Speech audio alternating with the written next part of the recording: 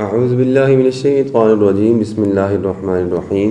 السلام علیکم ورحمۃ اللہ وبرکاتہ۔ محترم سامعین، آج کی ہماری ویڈیو کا ٹاپک ہے کہ انسانوں میں ہمیشہ دشمنی رہے گی۔ حضرت آدم اور حضرت حوا علیہ السلام نہایت ہی آرام اور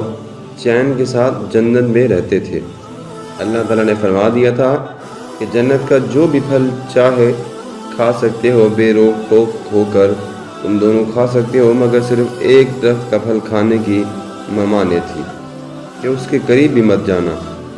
وہ درخت انگور کا تھا، گندم کا تھا، انجیر کا تھا یا کوئی اور، اس کے بارے میں مختلف روایات ملتی ہیں۔ خیر، ان دونوں کا دشمن ابلیس برابر ان کی طاق میں لگا رہا۔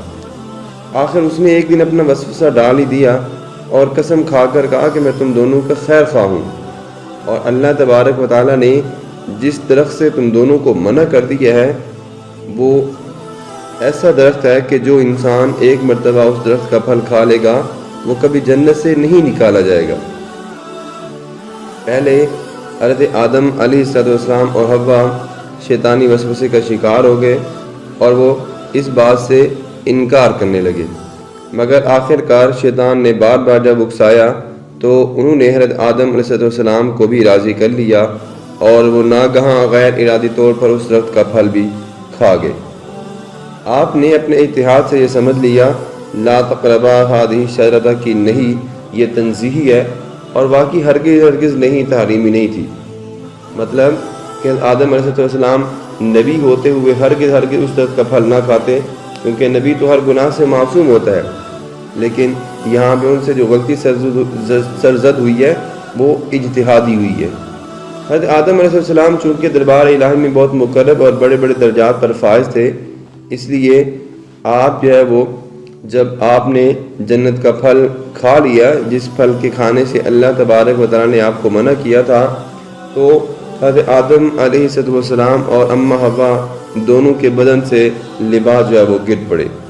اور یہ دونوں جنت کے پتوں سے اپنا سطر چھپانے لگے، اور اللہ تبارک و تعالیٰ کا حکم ہو گیا کہ تم دونوں جنت سے زمین پر اتر پڑو۔ اس وقت اللہ تبارک و تعالیٰ نے حضرت آدم علیہ السلام سے دو خاص باتیں ارشاد فرمائی تھیں۔ ایک تو یہ کہ تمہاری اولاد میں بعض کا دشمن ہوگا، کہ ہمیشہ آپس میں انسانوں کی دشمنی چلتی رہے گی، اور دوسری یہ کہ عمر بھر تم دونوں کو زمین میں ٹھہرنا ہے، پھر اس کے بعد ہماری طرف لوٹ کر آنا ہے۔ چنانچہ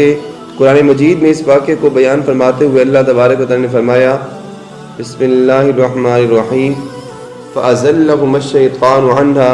فَأَخْرَجَهُمَا مِمَّا كَانَا فِيهِ وَقُلْنَا اهْبِطُوا بَعْضُكُمْ لِبَعْضٍ عَدُوٌّ وَلَكُمْ فِي الْأَرْضِ مُسْتَقَرٌّ وَمَتَاعٌ إِلَىٰ حِينٍ۔ سورہ بقرہ رکوع نمبر 4۔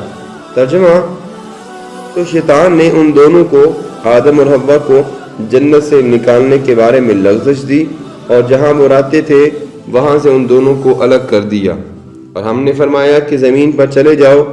آپس میں ایک دوسرے کے تم لوگ دشمن ہوگے، ایک تمہارا دوسرے کا دشمن ہوگا، اور تمہیں اس وقت تک زمین میں ٹھہرنا ہے اور فائدہ اٹھانا ہے۔ محترم سامعین، اس ارشاد ربانی سے یہ سبق ضرور ملتا ہے کہ جو انسانوں میں مختلف وجوہات کی بنا پر عداوتیں اور دشمنیاں چلی آ رہی ہیں یہ کبھی نہ ختم ہونے والی ہیں۔ لاکھ کوشش کر لیں کہ دنیا میں لوگوں کے درمیان عداوت اور دشمنی کا خاتمہ ہو جائے، مگر چونکہ یہ حکم خداوندی کا باعث ہے اس لیے عداوتیں کبھی ہرگز ختم نہیں ہوں گی۔ بہرحال اللہ تبارک و تعالیٰ اگر چاہیں تو لوگوں کے درمیان جو ہے وہ الفت اور محبت پیدا کر سکتے ہیں اور دشمنیاں ہمیشہ کے لیے ختم کر سکتے ہیں۔ کبھی ایک ملک دوسرے ملک کا دشمن بن جاتا ہے، کبھی مزدور سرمایہ دار میں دشمنی رہتی ہے، امیر غریب میں دشمنی رہتی ہے، یہ ساری کی ساری تو دشمنیاں چلی آ رہی ہیں، لیکن اس کے باوجود اللہ تبارک و تعالیٰ نے انسانوں کو حکم دیا ہے کہ آپس میں ایک دوسرے کے ساتھ محبت سے، بھائی چارے، اتفاق کے ساتھ رہو۔ اگر ایسا انسان عمل کرے تو انسانوں کے درمیان جو دشمنیاں چلی آ رہی ہیں وہ ہمیشہ کے لیے ختم ہو سکتی ہیں۔